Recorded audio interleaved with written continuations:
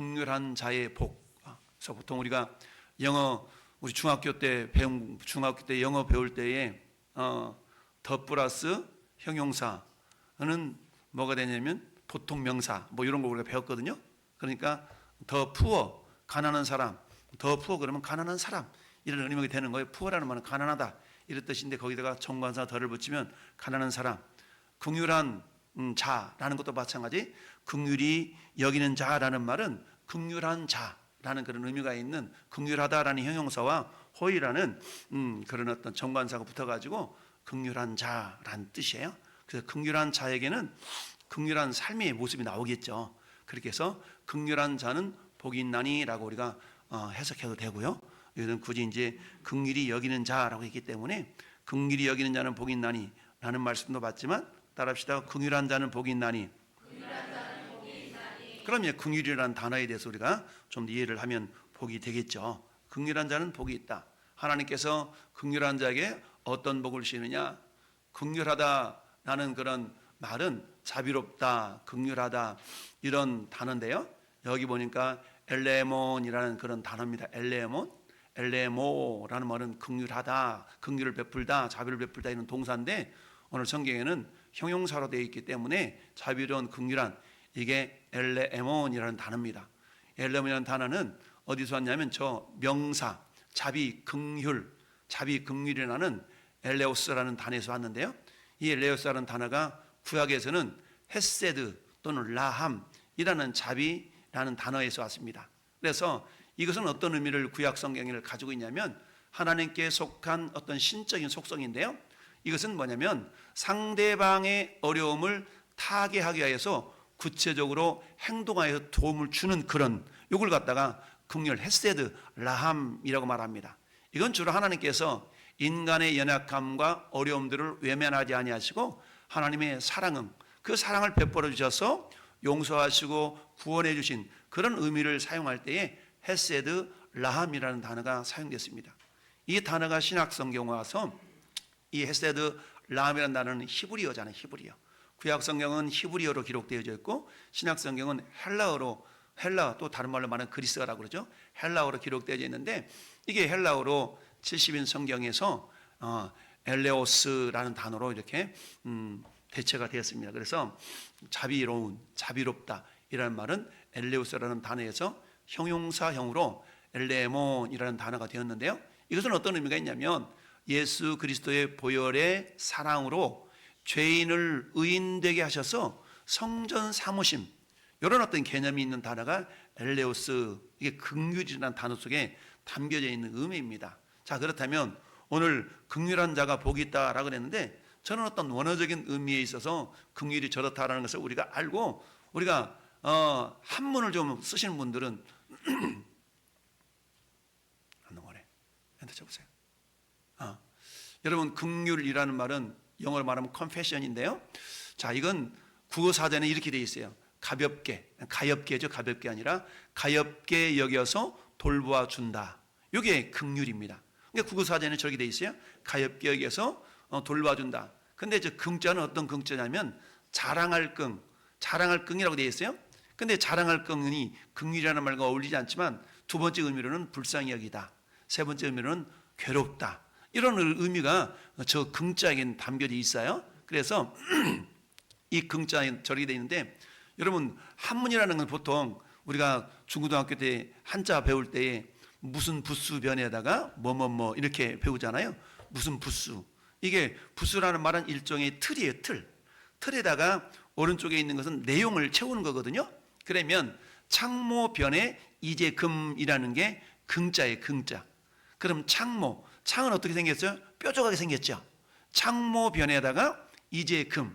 근데 창이 뾰족하게 있는데 그 창이 옛날에 뾰족한 것이 아니라 지금 뾰족한 거예요. 이제 금이란. 그래서 긍자는 뾰족한 창인데 지금 뾰족하다는 겁니다. 그러면 창이 뾰족하면 뭐 하는 거예요? 찌르잖아요. 찌르는데 어디를 찌르냐면은 저 휼자는 불쌍할 휼인데 불쌍할 휼. 거기는 왼쪽에 신방변, 마음신변 이렇게 돼 있죠. 신방변입니다. 이 신방변에 오른쪽에 뭐가 있어요? 피혈 그랬죠? 그러니까 그 어떤 부수가 있고 이 부수는 틀이에요. 그 오른쪽에 있는 내용, 그 오른쪽에 있는 그 한자가 결국 뭐냐면 의미를 갖게 하는 그런 저기 한자의 어떤 구성이 그렇게 되죠, 일반적으로. 그래서 휼자라는 말은 불쌍한 휼자인데 왼쪽에 보니까 심방, 마음심에다가 피혈 이리 돼 있죠. 그럼 저걸 굳이 해석을 한다면 이렇게 되는 겁니다. 지금 날카로운 창으로 어디를 찔렀어요? 마음을 찔렀어. 마음, 심장을 찔렀어. 그러면 찔르니까 뭐가 나와요? 피가 나온다는 얘기죠. 이게 뭐라고요? 극률이요, 극률. 근데 그 심장은 누구 심장이에요? 내 심장을 찌르는 거야. 날카로운 창으로 내 심장을 찔러서 피가 나와. 무엇 때문에? 상대방 때문에, 이유 때문에. 미워서 피가 나오는 것이 아니라 마음이 아파서. 이게 극률. 그래서 이걸 보면 우리 빨간 것씩 한번 읽어볼까요? 같은 동병상련의 마음으로 내 생명을 내어주는 거. 이게 이제 성경적으로 표현하면 저렇게 될 수가 있는가요? 그러니까 우리가 남이가 뭐 이런 영화 대사도 있잖아요. 남이냐 우리가? 여러분, 저는 여러분들은 피가 안 섞였어요? 피는 안 섞였지만 예수님의 피가 섞여 있어요. 할렐루야. 그래서 피는 물보다 진하다는 말이 있죠. 여러분, 저 멀리 있는 사촌보다 가까운 이웃이 낫다라는 속담도 있죠. 여러분, 먼 친척은 1년에 명절에만 몇 번씩 보잖아요. 그런데 우리는 뭐 매일 볼 수도 있고 매주 볼 수도 있고 그러지 않습니까? 그렇기 때문에 예수님의 보혈로 우리가 형제 자매된 전에 여러분들은 어떻습니까? 동병상련의 아픔을 같이 나눌 수가 있고 그것 때문에 어때요? 내 생명을 내어주는 겁니다. 여러분, 생명이 어디가 있어요? 피에 있어요. 피. 따라서 내가 그 누군가를 위해서 피를 흘린다는 얘기는 내 생명을 내어준다는 얘기입니다. 이것은 마치 예수님이 저와 여러분들을 위해서 피를 흘려주셨잖아요. 이것은 뭐예요? 우리 주님은 긍휼하신 분이기 때문에 저는 여러분들 위해서 피를 흘려주신 겁니다. 자, 이런 개념을 가지면서 오늘 같이 함께 읽어본 7절을 중심으로 긍휼히 여기는 자는 복이 있다, 긍휼히 여김을 받을 것이다 라고 우리가 볼 수가 있는데요. 자, 오늘 본문을 통해서 우리가 전체적인 주제로 알아야 될 건 뭐냐면 따라서 하나님은 아들과 하나이십니다. 아들과 하나요? 내 안에 네가 있다, 네 안에 내가 있다. 우리 그런 얘기 하지 않습니까? 연애하는 사람들 보면 내 안에 네가 있어 이렇게 얘기합니다. 자, 하나님은 아들과 하나가 되셔요. 물론 우리는 성부, 성자, 성령님 삼위일체로 하나가 되시지만 특별히 아버지 하나님과 아들 예수님은 하나예요. 요한복음 10장 30절에 예수님이 그렇게 말씀하셨어요. 나와 아버지는 하나다 라고 주님이 말씀하셨습니다. 예수님께서 나와 아버지는 하나라 라고 말씀하시는 그 의미는 크게 두 가지를 생각해 볼 수가 있는데요. 첫 번째는 뭐냐면 아들을 통해서 아버지의 일을 이루시기 위해서 아버지와 내가 하나다는 얘기입니다. 우리 성부 하나님은 육체가 없잖아요. 그런 육체가 없지만 인격자세요. 그리고 우리 성부 하나님은 뭐가 있느냐면 뜻이 있고 계획이 있으셔요.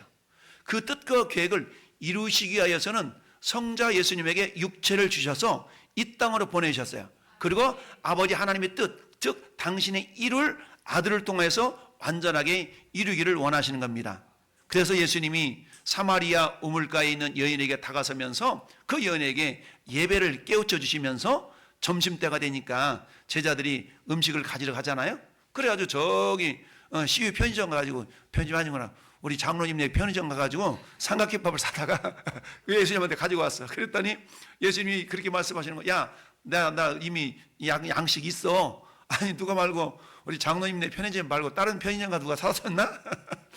이렇게 얘기할 수 있는데 그때 예수님께서 하셨던 말씀이 이 말씀입니다. 나에게는 나의 양식은 나를 보내신 이의 뜻을 이루며 그 일을 온전히 이루는 이것이다.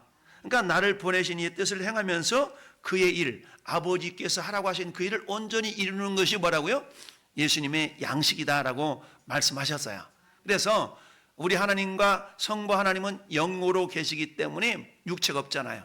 그래서 당신의 뜻을 이루시기, 이 땅에서 이루시기 위하여서 우리가 주님이 가르쳐준 기도가 있잖아요. 뜻이 하늘에서 이루어진 것처럼 땅에서 이루어지기를 원합니다. 그런데 이 모범을 예수께서 이 땅에 오셔서 모범을 보여주셨어요. 그래서 아버지의 일을 온전하게 이루시기 위하여서 예수님께서 이 땅에 육체를 가지고 오셨고 그 예수님과 성부 하나님은 뭐라고요? 하나다라고 선언하신 겁니다. 그래서 요한복음 17장 4절 말씀에도 아버지께서 내게 하라고 주신 일을 내가 다 이루어 아버지를 이 세상에서 영화롭게 하셨사오니 그 영화로움을 나에게도 주세요라고 하는 기도 장면이 요한복음 17장에 나와요. 요한복음 17장을 대제사장적 기도문이라고 표현하거든요. 그래서 예수님께서 그렇게 아버지께서 하라고 하신 일을 내가 다 이뤘다고 말씀하셨어요. 다 이루셨어요. 그 다 이루신 건 결국 뭡니까? 십자가 사역이죠. 그래서 예수님은 요한복음 10장 30절에서 10장에 19장이네요. 19장 30절에서 뭐라고 말씀하셨어요? 내가 다 이뤘다라고 주님이 말씀하셨죠. 그래서 예수님이 다 이루셨어요. 그리고 본체가 또 어떻게 하나가 될 수가 있냐? 그것은 본체가 사랑이시기 때문에 사랑으로 하나가 될 수가 있는 겁니다. 여러분 요한복음 요한일서 4장 8절에 주님이 그렇게 사도 요한 입술을 통해 말씀하셨잖아요. 하나님은 뭐라? 사랑이시라. 사랑이시라.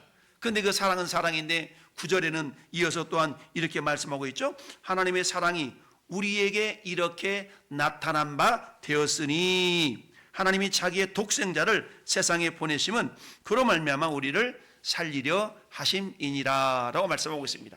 즉 성부 하나님과 성자 하나님이 어떻게 하나가 될 수가 있나? 본체가 사랑이라는 그 공통 분모가 있기 때문에 하나가 될 수 있는 겁니다. 전에 여러분들은 고향도 달라요, 자라온 환경도 달라요. 그렇지만 우리는 하나가 될 수가 있는 이유는 예수 그리스도의 사랑이 여러분 안에 제 안에 있기 때문에 우리는 하나가 될 수가 있는 겁니다. 할렐루야. 잠언 창세기 여러분 그리고는 창세기 44장 30절에는 어떤 내용이 나오냐면 여러분 이 요셉이 저 애굽의 종으로 팔려가잖아요. 근데 그 30세에 요셉이 뭐가 돼요? 애굽의 총리가 되죠.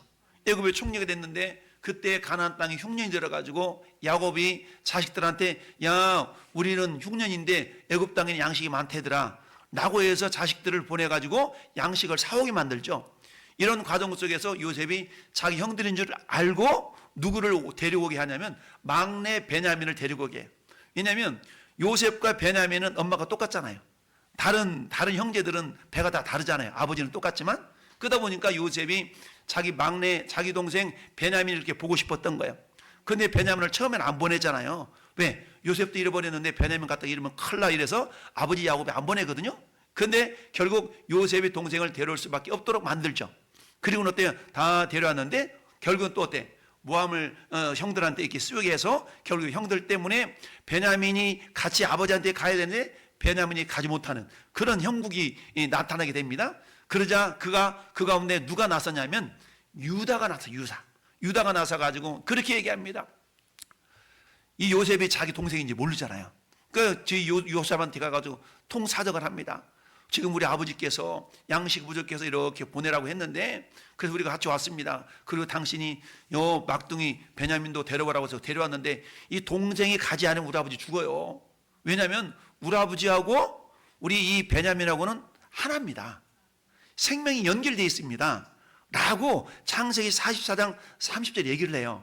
그 일 때문에 결국 요셉과 형들이 이렇게 내가 요셉이야 라는 것이 드러나면서 결국 화해하고 막 이런 일들이 이제 발생이 되는 장면이 저 장면인데 그때 유다가 창세기 44장 30절에 그렇게 얘기한 장면을 아버지의 생명과 이 아이의 생명, 이 아이는 베냐민이에요. 아이의 생명이 서로 하나로 묶여 있거늘 이제 내가 주의 종 우리 아버지에게로 돌아갈 때에 아이가 우리와 함께하지 않으면 우리 아버지 죽습니다. 라고 이렇게 얘기를 해요. 그 일 때문에 결국은 이제 형제들 이렇게 드러나면서 이렇게 이제 고백하게 되는 그런 내용이 나오는데 자, 그래가지고 결국은 어떻게 되냐? 본체가 사랑이기 때문에 아버지 야곱과 베냐민은 너무너무 사랑하는 관계. 왜? 사랑하는 라헬을 통해서 태어난 자식이기 때문에 어떻게 됐다고요? 아버지하고 연결되어 있는 겁니다. 마찬가지로 저것은 결국 성부 하나님과 성자 예수님과의 관계를 상징적으로 표현한 그 내용이라고 우리가 유추할 수가 있는 겁니다. 또 다르게 표현한다 그러면 예수님과 저와 여러분의 관계를 또한 표현하는 글이에요. 할렐루야. 그렇게 해서 본체가 사랑이기 때문에 사랑으로 하나가 될 수가 있다. 저나 여러분들도 역시 마찬가지 예수님과 우리가 하나 될 수 있는 이유는 주님의 사랑이 우리 안에 가득 채워지면 우리와 주님은 한 몸을 이룰 수가 있는 것과 같은 의미입니다. 그래서 하나님과 아들은 뭐다? 하나다. 이 하나라는 개념이 우리 궁율과 어떤 의미가 있는가 연결성이 있는 걸 살펴볼 거예요. 첫 번째, 그렇다면 예수님은 자체가 긍휼하신 분이잖아요. 예수님의 긍휼을 어떻게 이해할 수 있냐? 첫 번째, 예수님은 당신의 보혈로 죄인을 구원하셨죠. 천하 여러분들을 구원하셨어요. 그리고 우리를 뭐 삼았어요? 의인 삼으셨습니다. 할렐루야. 그럼 왜 우리를 주님이 죄 용서해 주시고 우리를 의인 삼아 주셨나? 그 이유는 우리와 하나가 되기 위해서 그러셨다는 얘기입니다. 할렐루야. 여러분, 요한복음 14장 23절에 주님이 이렇게 말씀하셔요. 예수께서 대답하여 이르시되 사람이 나를 사랑하면 내 말을 지키리니 내 아버지께서 그를 사랑하실 것이요 우리가 그에게 가서 거처를 그와 함께 하리라. 여러분, 예수님을 믿는 사람들을 뭐라고 그래요? 성전이라고 그래요. 성전. 우리를 거룩한 집이라고 하죠. 왜 우리가 거룩한 집이에요? 거룩하신 하나님이 우리 안에서 우리와 하나 되기 위하여서 우리를 거처 삼으셨기 때문입니다. 따라서 주님이 보혈로 우리를 구원하셔서 의인 삼으심은 우리와 함께 하시기 위하여서 그렇다는 얘기죠. 계시록 3장 20절에도 볼지어다 내가 문 밖에서 두드리노니 누구든지 내 음성을 듣고 문을 열면 내가 그에게로 들어가 그로 더불어 먹고 그런 나로 더불어 먹으리라 라고 주님 말씀하셨죠. 결국 연합을 이루는 하나됨을 우리 주님이 원하시기 때문에 우리가 주님을 영접하기를 원하신다. 두 번째는 뭐냐? 주님이 우리와 하나 되시면 우리로 하여금 뭐예요? 영생을 누리는 자가 되기를 원하셨기 때문에 그렇다. 예수님은 영생이시잖아요. 예수님은 영원히 사는 존재잖아요. 그러면 우리와 주님이 하나 된다는 얘기는 뭡니까? 제가 자주 어린아이와 엄마의 비유를 제가 예화로 많이 사용하지 않습니까? 어린아이는요 어디 많이 못 가. 근데 어린아이가 엄마 품에 안겨 있으면 엄마가 가는데 다 가는 거야. 어린아이가 능력이 없지만 엄마의 능력이 미치는 곳곳에 다 갈 수 있는 겁니다. 우리 스스로는 천국 갈 수 없어요. 그러나 주님이 우리 안에, 우리가 주님 안에 있기 때문에, 주님이 천국의 주인이기 때문에 우리는 천국에 갈 수 있는 겁니다. 천국이라는 건 뭡니까? 우리 주님은 내가 곧 길이요 진리요 생명이죠.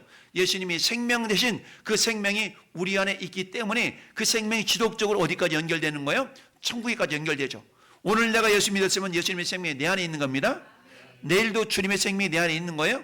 모레도 글피도 주님의 생명이 내 안에 있고 그 생명 어디까지 연결돼요? 영원한 하늘나라까지 연결이 되죠. 그래서 우리가 어때요? 영생을 누리는 자가 되는 겁니다. 할렐루야. 여러분, 근데 그 영생은 죽어서만 영원히 가는 그런 의미가 아니라 그랬어요. 지금 이 땅의 현실 가운데서 내가 영생을 누리는 자가 되어야 돼요. 할렐루야. 그러기 위해서 우리가 철저하게 주님의 긍휼하심 따라서 주님과 하나가 되어야 됩니다. 할렐루야. 주님과 하나가 돼. 그럼 우리가 어떻게 주님과 하나가 될 수 있어요? 성경은 요한복음 17장 3절 예수 그리스도를 우리 하나님과 그 아들을 보내신 것을 아는 것이 영생이다 라고 말씀하고 있습니다. 그러니까 주님을 알아야 된다는 얘기죠. 여러분, 지식적인 암뿐만이 아니라 어떤 경험적인 알을 통하여서 주님을 알아야 된다는 얘기죠. 말씀을 통하여, 기도를 통하여, 이런 예배를 통하여 주님을 알아가는 것이죠. 경험적인 알을 말씀하고 있습니다. 그래서 요한복음 5장 24절에도 내가 진실로 진실로 너에게 이르노니 내 말을 듣고 또 나 보내신 이를 믿는 자는 영생을 얻었고, 이미 영생이 있는 거예요. 영생을 얻었다는 얘기는 생명이 그 안에 있다는 얘기죠. 그리고는 어때요? 사망에서 심판, 사망에서 생명으로 옮겼느니라 라고 말씀하고 있습니다. 즉 예수님의 긍휼하심은 우리와 하나 되기 위하여서 십자가를 지시며, 하나 됐다는 목적은 우리를 뭐하시기 위하여서 영생을 누리는 자 되도록 하시기 위하여서. 왜? 우리 주님 자체는 영생이니까. 세 번째는 뭐냐? 그 영생은 공짜가 아니다. 그래서 하나님 우리에게 뭘 요구하셔요? 우리에게 대가를 요구하시는데 그 대가는 사랑이에요. 내가 너희를 사랑한 것처럼 너희도 나를 좀 사랑해주면 안 되겠니? 라고 주님이 우리에게 다른 걸 원하지 아니하시고 사랑을 원하십니다. 여러분, 사도 베드로가 예수님을 3번씩이나 부인했어요. 그러나 부활하신 주님, 그 베드로를 만나서 야, 너 그때와 나 왜 부인했어 이놈아, 이러고 책망하지 아니하시고 한 가지만 여쭙죠. 야 시몬아, 네가 다른 사람들보다 나를 더 사랑하느냐? 라고 사랑을 요구하셨습니다. 할렐루야. 마찬가지 우리 주님의 긍휼하심은 첫째는 죄인된 우리를 구원하셔서 의인 삼으셔서 하나 되기 위하며, 우리를 하나 되기 위한 목적은 우리로 하여금 영생을 누리는 주인공 되도록 하시게 하며, 세 번째 이처럼 하나님 우리를 영생을 누리는 자 되게 하셨으면 그래 하나님 너무너무 감사해요 땡 이게 아니야. 그래? 그렇다면 내가 너를 사랑해서 그렇게 해주었는데 너도 나를 좀 사랑해주면 안 되겠니? 라고 말씀하고 있는 겁니다. 여러분, 율법의 핵심을 10계명이라고 그럽니다. 10계명을 꽉 짜면 사랑이라는 한 단어가 나와요. 1계명부터 4계명까지, 4계명까지는 대신계명, 하나님을 향한 계명이죠. 다른 신을 잊게 말아라. 우상을 섬기지도 만들지도 이렇게 아주 절하지도 말아라. 안식일을 기억하여 거룩히 지켜라. 여호와 이름을 망령 때 부르지 마라. 이런 것들은 뭘 한마디로 말하면 하나님을 향한 사랑이에요. 그래서 여러분 우리 지난 금요일날 수요일날 말씀을 배웠나요? 여러분 성경에는 10계명이 두 군데 나온다고 그랬어요. 출애굽기하고 그리고 신명기에 나와요. 출애굽기 20장과 신명기 5장에 10계명이 나오는데 10계명 가운데 네 번째 안식일에 대한 계명만 다르다 그랬어요. 계명은 똑같지만 내용이 달라요. 근거가 다르다 그랬어요. 그 우리 안식일을 지켜야 되는 이유, 여러분 오늘이 어찌 보면 거룩한 안식일이라고 할 수도 있고 영적인 안식일이거든요. 우리가 안식일을 지켜야 되는 이유는 왜 그러냐면 첫 번째는 우리는 피조물, 하나님은 창조주 하나님이 오늘을 예배하는 날로 정했기 때문에 우리가 예배하러 나오는 겁니다. 할렐루야. 이것이 뭐예요? 내가 하나님은 창조주시고 우리가 피조물이라는 그런 의미가 안식일을 기억하여 거룩히 지키라는 개념 속의 첫 번째 의미라고 그랬어요. 두 번째 의미는 뭐라고 했습니까? 죄와 허물로 죽었던 우리를 살렸어요. 우리가 구원받았기 때문에 우리 힘으로는 구원할 수 없잖아요. 그러나 주님의 은혜와 사랑, 주님의 긍휼하심 때문에 우리가 구원받았지 않습니까? 그 구원을 하나님의 구원의 은혜를 잊지 않도록 하기 위해서 이처럼 주일날 나와서 예배하는 겁니다. 할렐루야. 그러니까 내가 주일을 예배하지 않는다는 것은 우리가 주일날 하나님 앞에 나와 예배하지 않으면 두 가지 증거예요. 두 가지 증거. 뭐예요? 첫 번째, 주님은 나의 창조주시고 나의 주인이시고 나는 당신의 피조물인 것을 내가 인정하지 않는다는 그런 결과론적으로 그렇게 우리가 나타나는 겁니다. 그러니까 이 모습을 하나님이 기뻐하지 않겠죠? 두 번째는 뭐라고 그래요? 우리는 항상 주님의 은혜로 구원받았어. 구원의 은혜를 잊지 않는 자가 되게 하여서 주일날 나와서 예배하는 겁니다. 근데 주일날 예배가 안 된다는 얘기는 두 가지가 없는 거죠. 내가 주인이에요. 내가 주인. 우리 하나님이 창조주고 우리는 피조물이기 때문에 우리 주인은 하나님이신 걸 늘 기억하는 날이 주일이거든요. 근데 주인을 안 지켜요. 그건 뭐예요? 내가 주인이죠. 여러분 내가 주인 돼가지고 천국 인생이 아니지 않습니까? 두 번째는 뭐라고요? 우리를 하나님께서 건져주시고 구원하신 구원의 은혜를 잊지 않도록 하기 위해서 날마다 주님의 은혜가 임해야 되지만 특별히 주일을 통하여서 하나님 당신 날 이처럼 구원해 주셨군요. 나는 구원의 은혜를 잊지 않도록 하기 위해서 우리가 주일을 지킨다는 개념을 말씀드렸습니다. 이처럼 영생이라는 것은 공짜가 아니에요. 우리는 어때요? 우리가 믿으면 그냥 구원받지. 이처럼 하나님의 은혜라는 것은 우리 인간 편에는 공짜인 것 같지만 하나님 편에서는 어때요? 당신의 독생자 예수 그리스도를 목숨을 지불하면서까지 우리를 구원해 주셨기 때문에 그는 결코 공짜가 아니다. 따라서 하나님께서는 그 영생을 누리는 자가 되었지 않니? 그렇다면 이제 우리에게 뭘 요구하신다고요? 우리에게 사랑을 요구하고 계셔요. 그러면서 나의 계명을 가지고 지키는 자라야 나를 사랑하는 자니 나를 사랑하는 자를 아버지께서 사랑하실 것이요 내가 그에게 나를 나타내어 그와 함께 하겠다라고 주님이 약속해 주셨죠. 그래서 여러분 계명이 뭐냐고 큰 계명이 뭐냐고 물어볼 때 주님이 그렇게 말씀하셨죠. 마태복음 22장 37절부터 39절까지 첫 번째는 뭐라고요? 마음을 다해 힘을 다해 뜻을 다하여 주 너희 하나님을 사랑하오. 이거 첫째 되는 계명이고 둘째도 그와 같으니 내 이웃을 네 몸처럼 뭐하라? 사랑하라. 사랑의 계명이라는 얘기죠. 이처럼 우리 주님은 우리에게 뭘 요구하셔? 사랑을 요구하셔요. 내가 주님을 사랑한다는 증거가 뭐냐? 주님을 사랑한다는 증거 이처럼 주일을 나와서 예배하는 거요, 주님을 향하여 예물을 드리는 것이요, 주님을 향하여 내가 마음을 드리는 것이요, 시간을 드리는 것이요. 이 모든 것들은 결국 뭐예요? 내가 주님을 사랑하는 증거라는 얘기입니다. 할렐루야. 이처럼 주님의 긍휼하심은 뭐니 해도 당신이 죽으시고 우리를 성전 삼으셔서 우리와 하나 되게 하여서 주님이 우리에게 긍휼하심을 베풀어 주셨다. 그리고 우리를 어때? 하나 되게 해서 뭐하도록? 주님이 영원한 영생의 주인공이기 때문에 우리로 하여금 영생을 누리는 자가 되게 하셨고, 그러다 보면 너 영생을 누리는 자가 되었느냐? 그건 내 사랑이야. 그러니까 너도 네 사랑을 나한테 좀 주지 않겠니? 나한테만 주지 말고 그 사랑 흘려보내는 자 되면 안 되겠니? 라고 주님이 우리에게 요구하신다는 사실입니다. 그렇다면 우리는 어때? 그렇게 해서 주님의 긍휼하심을 근거해서 우리도 뭐하라고요? 긍휼한 자가 되라는 얘기입니다. 따라서 긍휼한 자가 되라. 그렇습니다. 그러면 긍휼한 자가 된다는 얘기는 어떤 의미가 있느냐? 첫 번째, 내 이웃을 내 몸처럼 삼을 수 있어야 된다는 얘기입니다. 이웃이 내 몸처럼 느껴져야 돼요. 여러분, 이웃이 내 몸처럼 느껴져야 돼. 물론 우리가 피를 나눈 형제에서도 세월이 가다 보면은 마음이 이렇게 하나 되지 않는 경우가 많이 있지 않습니까? 창세기 4장 6절 7절은 어떤 의미냐면, 여러분, 가인이 동생 아벨을 죽이는 장면이 나옵니다. 그 장면이 나오는데 내 이웃을 내 몸처럼 삼을 수 있는, 왜 동생을 죽였어요? 시기 질투 때문에 죽였잖아요. 만약에 내 동생이 내 몸처럼 여겨졌다 그러면 동생을 돌려 쳐 죽일 수 있어요, 없어요? 없죠. 저 친구가, 저 동생이 하나님께서 예배를 받으셨네, 예물을 받으셨네, 야 동생아 나는 하나님 안 받으셨네, 너무너무 기쁘다, 이래 되는데 그 모습이 아니라 뭐예요? 동생이 나와 적이야, 적. 경쟁 상대인 거야.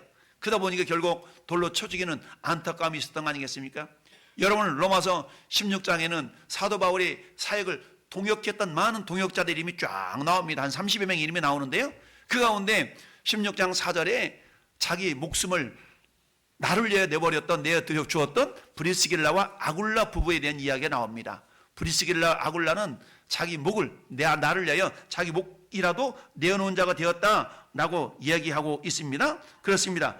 그들은 내 목숨을 위하여 자기들의 목까지도 내어놓았나니 나뿐 아니라 이방인의 모든 교회도 그들에게 감사하느니라. 왜 그랬을까요?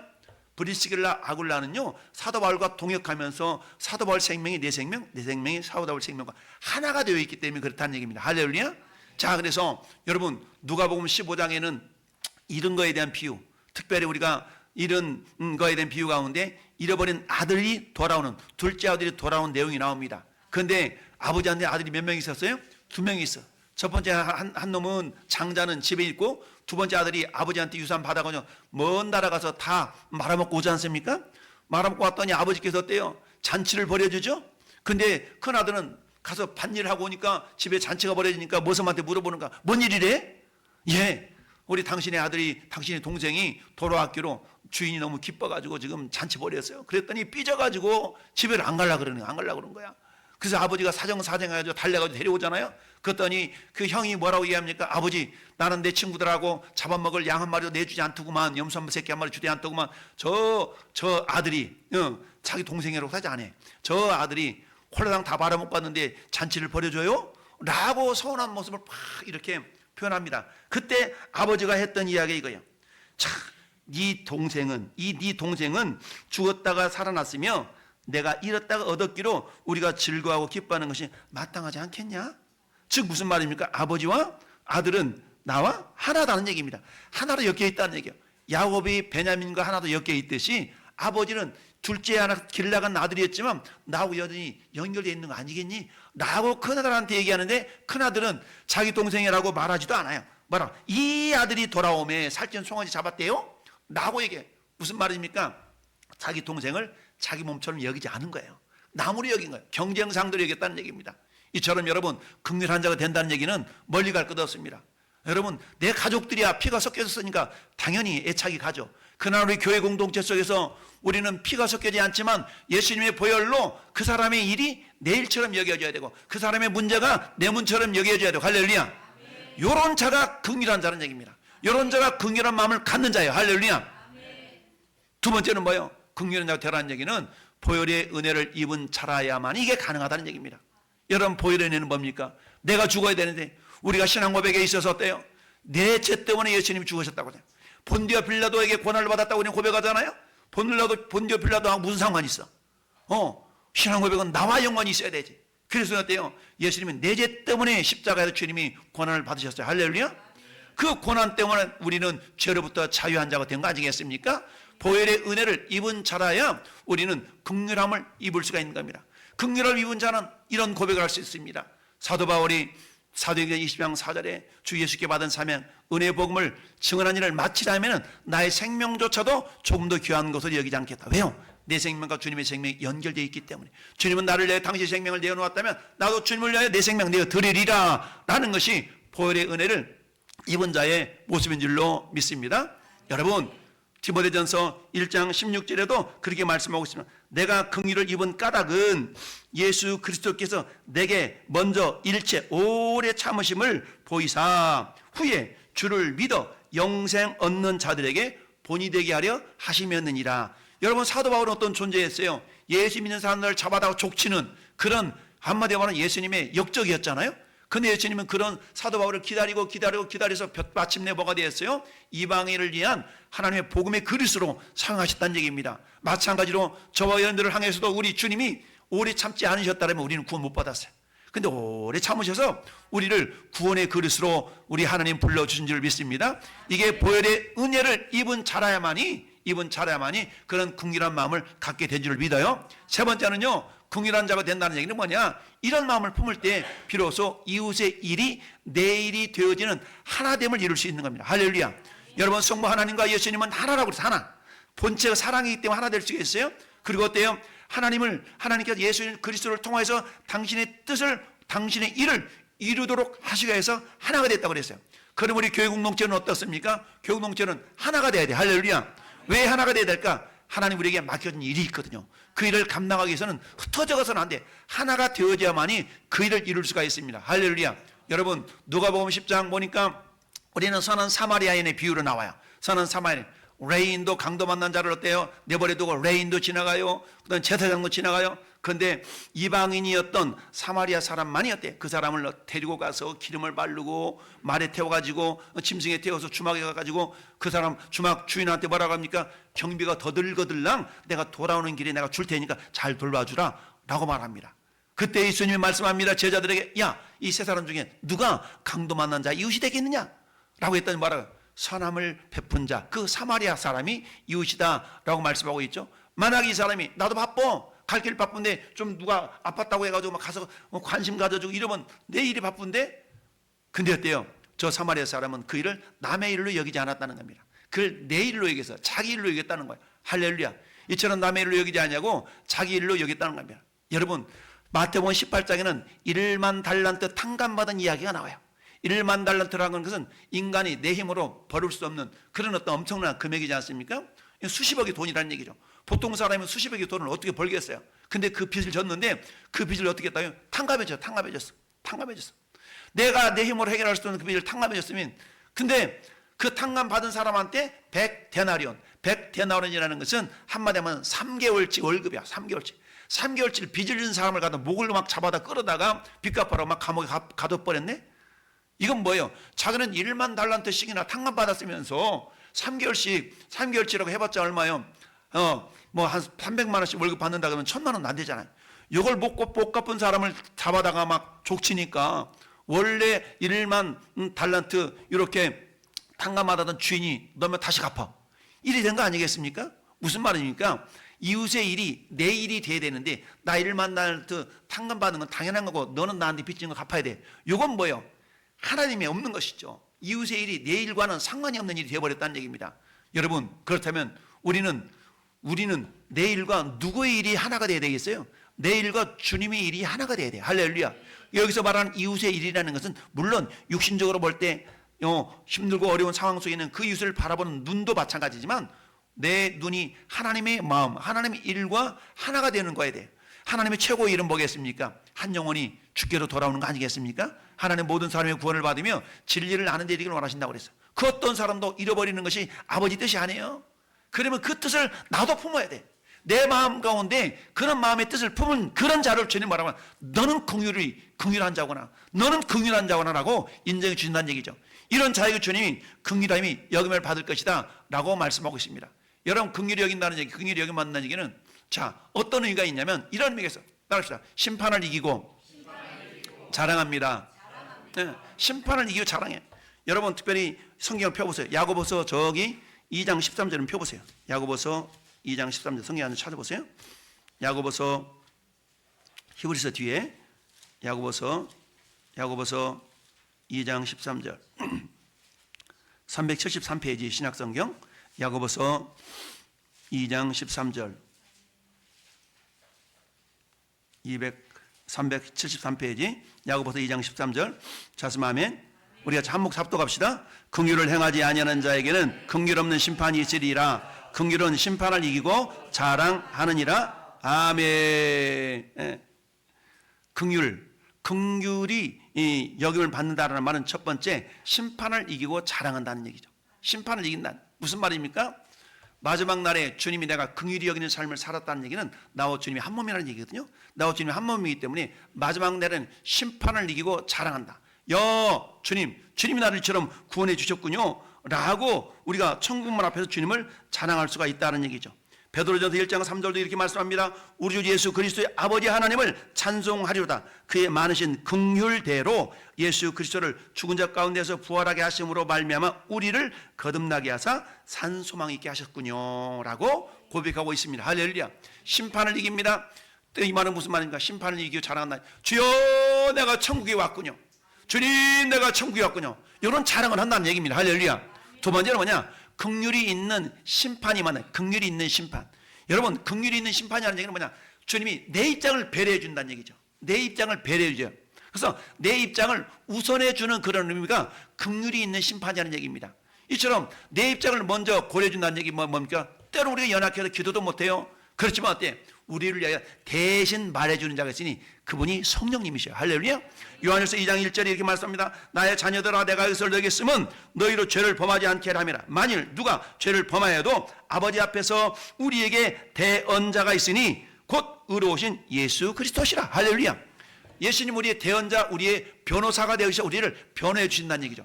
무슨 말이에요? 주님이 우리의 입장에서 우리를 대변해 주신다는 얘기예요. 우리 김지수가 그분에게 실수한 거예요. 아버지 하나님.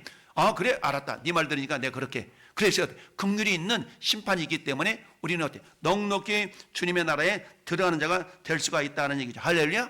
우리가 천국에 들어가는 것은 그래서 우리는 뭐예요? 긍휼함 때문에 들어가는 겁니다. 세 번째는 뭐냐? 긍휼의 여김을 받는다는 얘기는 영생을 누릴 자로 우리 주님이 삼아 주시는 겁니다. 영생을 누릴 자. 여러분, 우리 주님이 우리를 위해 거처, 처소를 예배하러 갔다 그랬잖아요. 처소를 예배하러 가니 다 만들면 우리를 어때? 당신이 처소에 영접해서 우리로 하여금 영원한 영생을 누릴 자가 되게 하신다라고 말씀하셨습니다. 요한복음 14장 6절이나 16절인데 내가 아버지께 구하겠으니 그가 또 다른 보혜사를 너희에게 주사 영원토록 너희와 함께 있게 하겠다. 할렐루야. 영원토록 함께 하겠다니까.